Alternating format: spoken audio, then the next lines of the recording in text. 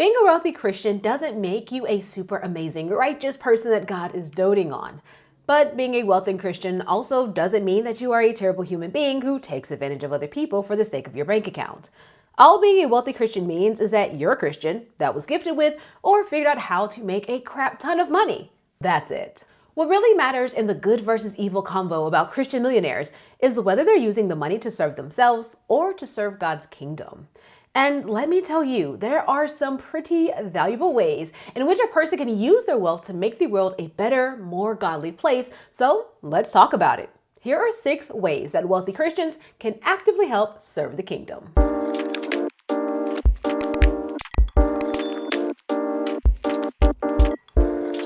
Hey dreamers, and welcome back to my channel. Or if you're new here, let me introduce myself. I'm Tiana Clewis, an author, speaker, executive pastor, and coach who's made it her mission to help Christian women trapped in 9-to-5 overcome the money worries that are stopping them from stepping full-time into what they believe is their God-given calling. And one of the ways we're going to do that is with this video today. So let's jump right into it. Let me start by saying that I am not trying to say that people who do these things are perfect examples of godliness and that those who don't are terrible human beings. My real driver behind this video is the knowledge that Christians are so conflicted around wealth and faith that it can spark some really intense debates. To some, wealth is a sign of God's favor as a result of your righteousness and obedience, while to others, choosing a life of poverty or simplicity is a sign of godliness because you're focused not on material things, but godly things. In fact, I've done an entire video addressing common Christian questions around money that can lead some to believe that money is absolutely evil when it's not. But as a result of this debate, it causes Christians to judge each other based on who does and doesn't have money, which is absolutely not the point. Where we really should focus our attention is on who is serving the kingdom actively. For me, it goes back to James 2, verses 14 through 17, which state, "What does it profit, my brethren, if someone says he has faith but does not have works? Can faith save him? If a brother or sister is naked and destitute of daily food, and one of you says to them, 'Depart in peace, be warmed and filled,' but you do not give them the things which are needed for the body, what does it profit? Thus also faith by itself, if it does not have works, is dead." The way I look at it, we should be evaluating ourselves as Christians based on the manifestation of our faith as actions. What are we doing to serve and grow the kingdom? And through that lens, wealth just becomes a tool that can be used to fulfill the works part of the scripture. It's not the only way, but it is a way. This is why I wanted to specifically talk about what wealthy Christians can, and in my opinion, should be doing to support the kingdom with that wealth. It's a guide I'm using for my personal life, and it's also the gauge that I'm using to discern who I should be supporting and following when I come across other well-off Christians. And my hope is that, well, frankly, you'll use it to do the same. Sound like a plan? Great. Now that we're on the same page, let's dive into the checklist. Now, the first and most obvious thing that I believe wealthy Christians should be doing is they should be tithing to their church. And that tithes because of their wealth creates great opportunity for the church to go out, to reach more souls, to provide more services, and honestly, to put their 501c3 nonprofit status to good use. I mean, think about the number of churches that are out there that don't have the resources to actually go out and serve the community the way that they want to. Some of them can barely keep the lights on and barely stay in their building so that they can just preach the gospel to the people who are showing up. But if churches had more resources, had more wealthy people tithing to their church on a regular basis, then they could do more than just pay attention to the people walking to their four walls or listening on their live streams. They could legitimately go out into the community and feed the homeless, help with women's shelters, help people get resources, deal with drug addictions, and all these things that exist in the world.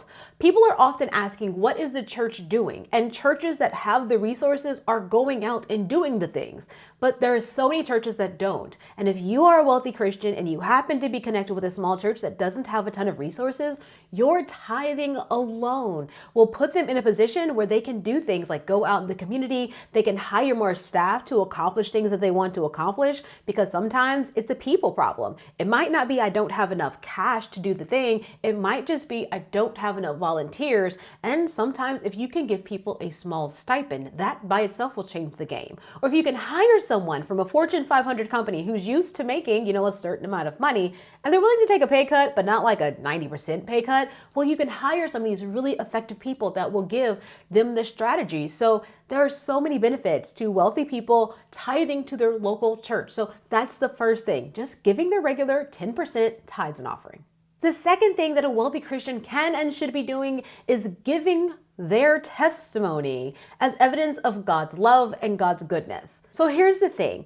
I've learned that the more money my husband and I make, the more people come to us wanting to learn how we did what we did, what made us successful, what strategies we use, and what that does is it actually opens up discipleship opportunities for me and for my husband. So we have ministered to so many people when talking about business strategy, when talking about financial strategy, when talking about how to run a business, be involved in church, and, take care of your family at the same time. It creates all of these amazing opportunities just because people are drawn to you and want to pick your brain because of all the money that you've been making.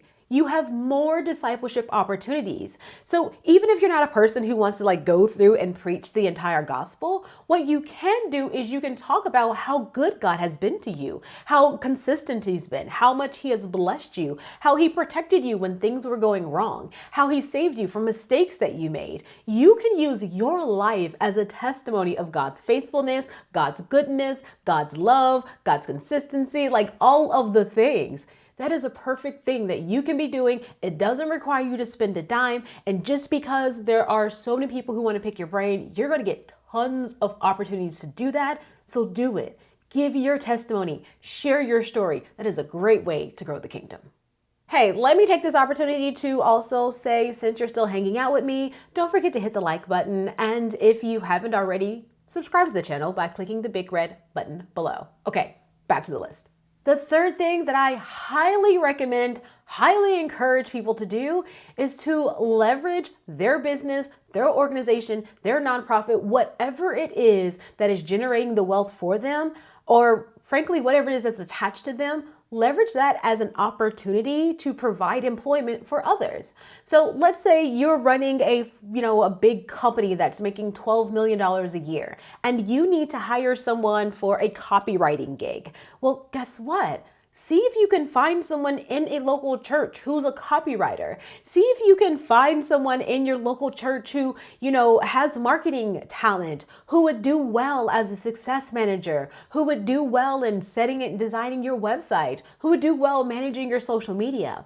There are all of these skills and talents that people have inside of the church, and some of them are looking for jobs, some of them are trying to build businesses, but they want to get experience, or they're just people who they have the business and they're looking for clients. Well, you can be that person, and finding folks inside of the church is valuable because then you're not having to necessarily use your money to help grow the kingdom, to grow the wealth of the kingdom. But what you end up doing is you actually end up enhancing and growing the wealth of someone else because they are providing you a service and you're therefore paying them for it.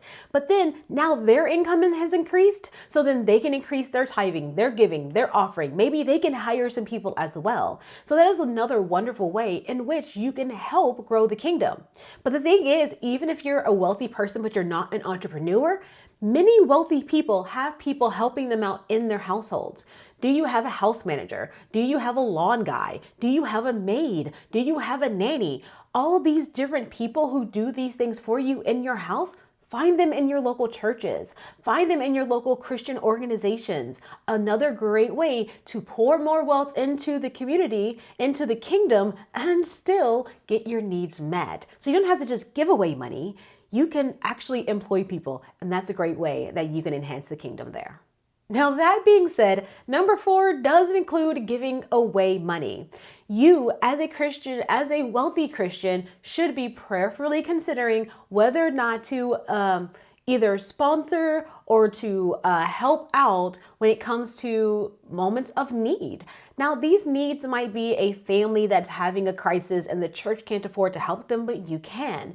The need might be there is a event that's going on that would benefit the youth, but they can't raise enough money for the event.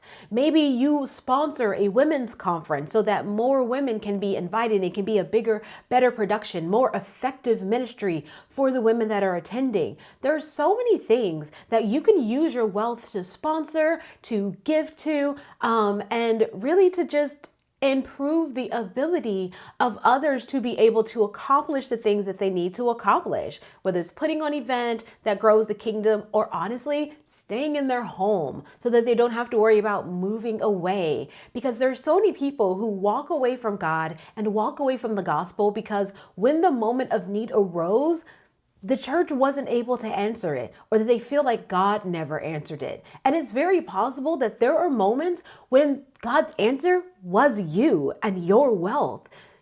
You weren't given your wealth just for yourself. One of the things that my husband and I have learned is that we have to take the time to pray and to reflect on what are some things going on that we can give and donate to. And we do it on a very regular basis. And frankly, we don't even qualify as wealthy yet. We're working on it, but we're not there yet. So when you are in a place where you're a wealthy Christian, sometimes understand that you are the answer. Your wealth is the answer. So definitely prayerfully consider sponsoring or supplying some financial needs when you see them come up. Number 5 is one that frankly wealthy people are known for doing for each other and doing for their friends. Well, you can do it for the kingdom as well. Leverage your contacts to help others in the kingdom. There is something about wealthy people hanging out with wealthy people. And most people want to say it's a bad thing, but it's really not. It's just a natural thing because there's just certain complications and issues that arise with wealth that other people who don't necessarily have the same level of wealth wouldn't necessarily understand. So it's not surprising that you're going to see wealthy people running in a lot of the same circles. But if you are engaged in a local church, you have a church home, there are going to be people that you mingle with who aren't necessarily on that same financial status as you are. But you might have some connections that can help them get to that place, that can help them grow financially. You might have a friend who's looking for a videographer for their business, and there happens to be a videographer looking for clients in your church. So hook folks up. You don't have to employ them, but you can become the connector that gets people in the kingdom who don't have the resources that they need. You can get them connected to people who have those resources, and they can build beautiful business and personal relationships there. But on top of that, you can do the same thing for the church. Maybe the church is trying to do a community event, and there's someone that you know that has the ability to manage the audio for the event. Maybe you can get them to donate their time or to give their time at a significantly discounted rate.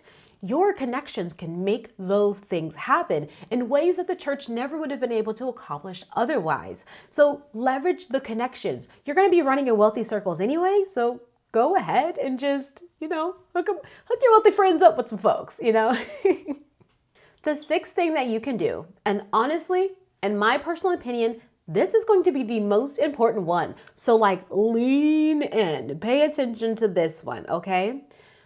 I believe that the most important thing that a wealthy Christian can do when it comes to supporting the kingdom is being actively involved in church. One of the things that is so easy to do when you have a lot of money is to believe that writing a check is enough. I'm just going to send in my money and that'll be good enough for them to do what they need to do. You make so many other things like growing your business or growing your nonprofit or, having your vacations, because yes, you do need mental breaks from the work, but having your vacations, you end up making those things more important than being actively with your own hands engaged in the work of the ministry with your unique gifts and talents. Well, when a person who doesn't have wealth sees a person with wealth actively engaged, it makes them stop and think that no matter what's going on in my life, it is still important that I serve the kingdom. It's still important that I'm actively involved in the kingdom, that giving my little tithes and offering is not enough, because that really isn't the most important thing to God.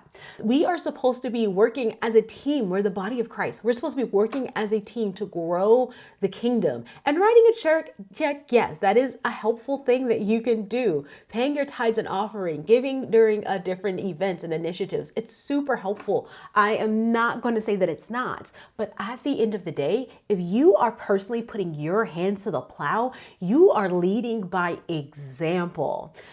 I'm sorry, but even if you never signed up to be a leader, the mere fact that you have wealth makes you a leader. So the moment that you put your hands to the plow inside of the church to accomplish what needs to be accomplished, that changes the game. Because yes, sharing your money with God is an act of love and it is an act of faith.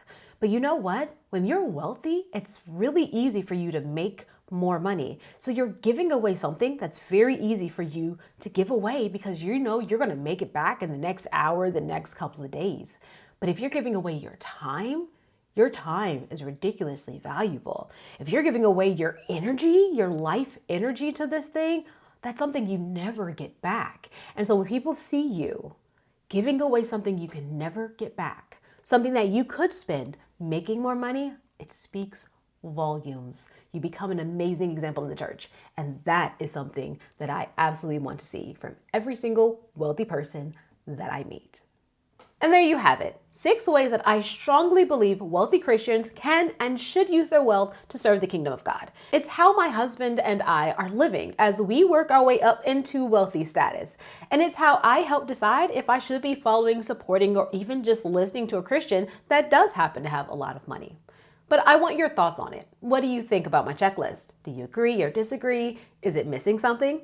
Do you have your own list? Let me know in the comments. I would absolutely love to read what you have to say. But that's all I have today. But before you go, don't forget to let me know that you found this video useful by hitting that thumbs up button and subscribing to my channel by clicking the big red button below. Don't forget to hit the bell so that you're notified each week when I drop brand new money tips and biblical strategies designed to help you bust through your financial barriers so you can step big, bad, and boldly into your God-given calling. With that, your girl's gonna get back to work and, well, I look forward to seeing you next week. Bye-bye.